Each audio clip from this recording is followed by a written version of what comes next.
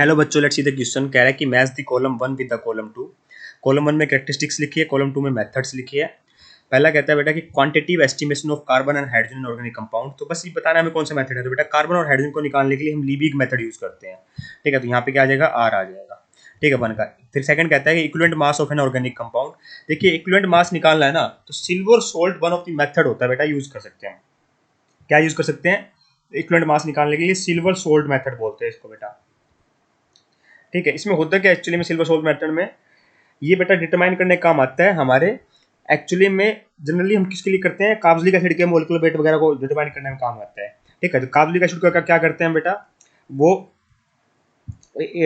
हमारे क्या करते हैं, इनसोल्यूबल सोल्ट का फॉर्मेशन करते हैं।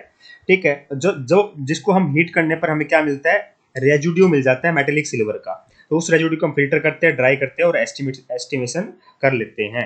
ठीक है, तो ऐसे समझ सकते हो कि सिल्वर सोल्ट भी वन ऑफ द मेथड ही है हमारे डिटेक्शन करने के लिए ऑर्गेनिक कंपाउंड का, पर इससे हम फायदा कर सकते हैं, हेल्प ले सकते हैं कि और इक्विवेलेंट मास वगैरह निकालने में। तो सेकंड का क्या आ जाएगा बेटा, मेरा ऐसा आ जाएगा। ठीक है, क्वांटिटिव एस्टिमेशन ऑफ हेलोजन करना, तो बेटा one of the best method है, कैरियस मेथड यूज करते हैं हम हेलोजन को एस्टिमेशन करने के लिए। इसके अंदर होता क्या, वो बताने की जरूरत नहीं बेटा, बस हमें बस नाम पता होना चाहिए, भी किस हिसाब से ही है ना। तो थर्ड का क्यू आ जाएगा। नाइट्रोजन के लिए बेटा हम जेल्डाल मेथड यूज कर सकते हैं, डूमाज मेथड यूज कर सकते हैं एस्टिमेशन के लिए। तो यहाँ पे जेल्डाल ऑप्शन दे रखा है, तो पी आ जाएगा। ठीक है, तो आर एस क्यू पी हमारा आंसर हो जाएगा, आर एस क्यू पी। कहने का मतलब क्या हुआ, वन का आर, टू का एस, थर्ड का क्यू और डी का क्या आ जाएगा बेटा, मेरा पी आ जाएगा। I hope you got the answer. Thank you so much.